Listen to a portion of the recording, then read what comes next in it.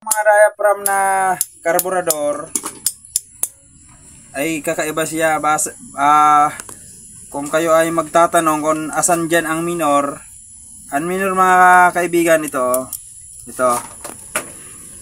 habang ito ganyan yan, tingnan nyo, habang hinata ko pataas, nagkakaroon siya ng na-open yun, na-open.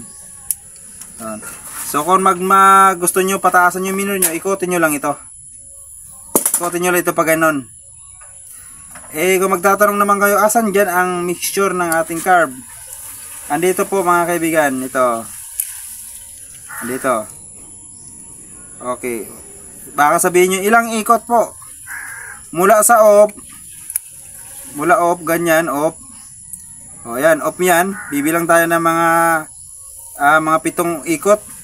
Bawat tapat dyan, isa, 2, 3, 4, 5, 6, mga 7, pwede na yan. Okay lang yan sa mga ganitong mga carb. So, ganun ang pagtuno. O pag minor, andito yung minor natin, andito yung sa area natin, sa mixture natin. Ito yung idle natin, ito mixture natin.